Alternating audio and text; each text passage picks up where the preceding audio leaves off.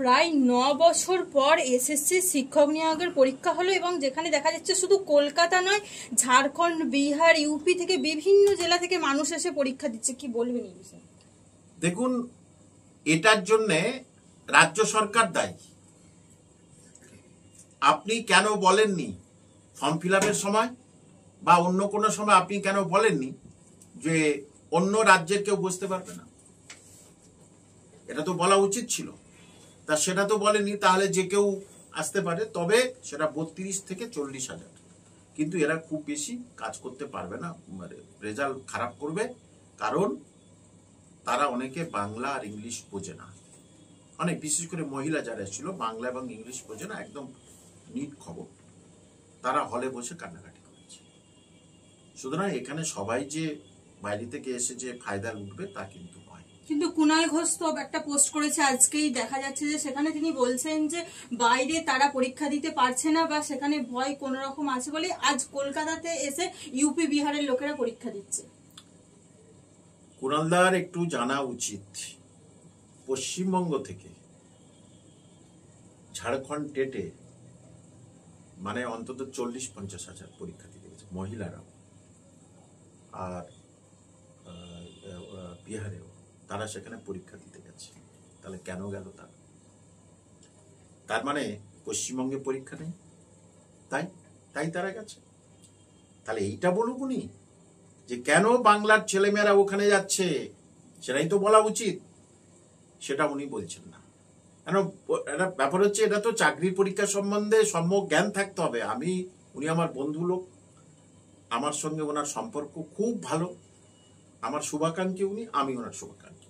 কিন্তু এই জিনিসটা ওনাকে আমি পরিষ্কার করে দিলাম যে এটা কুণালদা আপনি ঠিক বলেন। দেখতে পেলাম যে চাকরিহারা শিক্ষক থেকে নতুন টেন্টেড যারা, তারা পরীক্ষার হল থেকে বেরিয়ে আসছে এবং তারা বলছে যে প্রশ্নপত্র সহজ, পরীক্ষা ভালো হয়েছে, কিন্তু দুর্নীতি সরকারের প্রতি আমাদের আশা নেই, আমরা আশা করতে পারছি না যে এইবারেও আমরা আবার শিক্ষকতা করতে পারবো কিনা।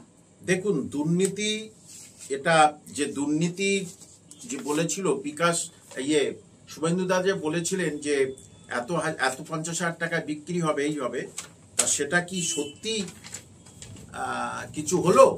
এবং মাননীয় মুখ্যমন্ত্রী কি শুভেন্দু দার প্রতি কোনো অ্যাকশন নিতে পারবেন? পারবেন না। দেখুন, প্রশ্ন কত সুন্দর করেছে, তাদের দোষ দিলে তো হবে না। প্রত্যেকটা জায়গা, প্রায় পোস্টে ওএমআর, প্রায় পোস্টে কিউআর কোড দেয়া আছে। তাহলে প্রশ্ন সে যখন ছবি তুলতে যাবে সঙ্গে সঙ্গে কিন্তু ধরা পড়বে। প্রত্যেকটা পাতায় 4-5টা করে কিউআর কোড। সুতরাং এখানে পরীক্ষা ব্যবস্থার কোনো ত্রুটিটা কিনা এটা ঠিক, কিন্তু তারপরে কি করবে সেইটাই হচ্ছে কি, আমরা তো আগ বাড়িয়ে বলতে পারবো না তারপরে কি করবে, কারণ ক্যাটাগরি নিয়ে অনেক সমস্যা আছে। সেটা কিভাবে সমাধান করবে সেটা ওদের ব্যাপার। কারণ যারা জেএল থেকে ওবিসি হয়েছে তারা এখনো সার্টিফিকেট পায়নি। তাহলে বলেছে যে রিটেন টেস্টের পরে তোমাদের সশরীরে ডাকা হবে। এসটির জন্য কাট অফ মার্কস কম হয়, এসসির জন্য কাট অফ মার্কস আর একটু বেশি হয়, ওবিসি আর জেনারেলের জন্য কাট অফ মার্কস প্রায় সমান হয়। তাহলে ওই যারা কিচ্ছু লেখেনি ওবিসি বা কি, তারা নিউ কামার, মানে মমতা ব্যানার্জি যে যতজনের নতুন হিন্দু মুসলিম করেছে ওবিসি, এরা নিউ, এদের কোনো সার্টিফিকেট নেই, এরা যে কোন ক্যাটাগরির তার কোনো প্রমাণ নেই। তাহলে সেটা কি করে বলবে? তাহলে রেজাল্টটা বার করবে কি করে? এটা লাখ টাকার প্রশ্ন। টোটাল শিক্ষার্থী 3,19,000, কিন্তু পদ আছে মাত্র 2,03,212টি। তাহলে প্রশ্ন এখানেই উঠছে যে এখানে টেন্টেড এবং যারা চাকরিহারা শিক্ষক আছে তারা কতটা পাবে? দেখুন, চাকরিহারা শিক্ষকদের একটা পুরো, আমি বলেছিলাম, চাকরিহারা শিক্ষকদের মোটামুটি 15 থেকে 20-21,000 চাকরিহারা শিক্ষক, 15 থেকে 17,000 চাকরিহারা নয়, যারা নতুন ছেলে মেয়ে তাদের 15 থেকে 17,000, তারা একদম শিওর, টেন্টেড নয়, ফ্রেশার।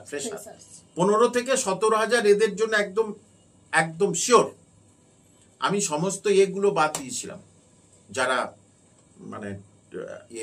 মানে চাকরিহারা শিক্ষক মশাই, তারা এখন দেখা যায় যে তারা অনেকে বসেনি, অনেকে তাদের বাতিল হয়ে গেছে। ঠিক আছে, 5,000, 1,500 মতো বাতিল হয়ে গেছে, অনেকে পরীক্ষায় বসেনি।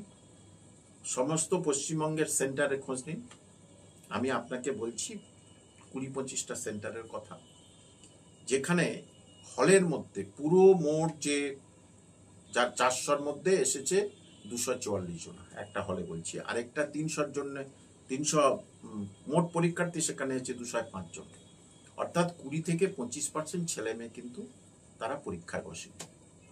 রেজাল্ট কি দাঁড়াবে বলে, রেজাল্ট কি দাঁড়াবে সেটা তো সিদ্ধান্ত মজুমদার বলতে পারবে, স্কুল সার্ভিস কমিশন বলতে পারবে। তবে পরীক্ষার্থীর সংখ্যা কমে গেছে। কেন পরীক্ষার্থীর সংখ্যা কমেছে আমি বলতে পারবো না। তারা হয়তো ভেবেছে দুর্নীতি হবে, তারা হয়তো বলেছে পড়িনি আন্দোলন করেছি। দেখুন, আমার কাছে অনেক ছেলে মেয়ে তারা পড়তে আসে, এবছর প্রায় ধরুন 300 জন ছেলে মেয়ে এসছে, তার ভিতরে 150 জন ছেলে মেয়ে তাদের বয়স 40-এর কাছাকাছি, এবং বিবাহিতা আছে 70%।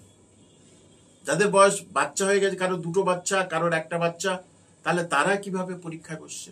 এটা তো আমাদের জীবন গড়ার লড়াই না। সুতরাং এখানে পড়তেই হবে, কোনো উপায় নেই। যখন ফ্রেশাররা এত বয়সে এসে বাচ্চা হয়েছে, ছেলে বা মেয়ে, তারা পড়াশোনা করছে, তাহলে আপনারা কেন করবেন না? এটা না, আমি সাপোর্ট করি না। চাকরিহারা শিক্ষকরা আজকে পরীক্ষা দিয়ে হল থেকে বেরিয়ে তারা আবারও দাবি করেছে যে তারা আন্দোলন জারি রাখবে, বলে দিলেন। হাস্যস্কর। আন্দোলন স্তীমিত হয়ে গেছে অনেক আগে। বুক ফেয়ার যেখানে হয় সেখানে তাদের জায়গা করে দিই, সেখানে আর কেউ নেই। আন্দোলন 2-3 ভাগে ভাগ হয়ে গেছে, আপনি জানেন।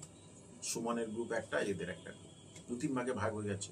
আন্দোলনের যোদ্ধা নেই। বাংলাদেশের মতো আন্দোলন করো, বিহারের মতো আন্দোলন করো, তাহলে স্কুল সার্ভিস কমিশনের চেয়ারম্যান ছেড়ে পালাবে। কিন্তু এদের মধ্যে ঐক্য নেই। আর সুপ্রিম কোর্ট বলেই দিয়েছে যে তোমাদের পরীক্ষা দিয়ে পেতে হবে। এইবারে যদি সরকার ফেল করেছে, তাকে যদি ঢোকায়, ঝামেলায় পড়ে যাবে। মানে কারণ অ্যান্সার শিট দিয়েছে, অ্যান্সার শিটে সে কত পেয়েছে সে নিজেই বুঝে যাবে। একদম প্রত্যেকের কাছে ওএমআর শিট আর প্রশ্নপত্র এই বছর আমরা প্রথমবারই দেখলাম, যেটা প্রত্যেকটা শিক্ষার্থী কার্বন কপি দিয়ে দিয়েছে। সুতরাং সে কটা গোল করেছে সেটা বোঝা যাবে।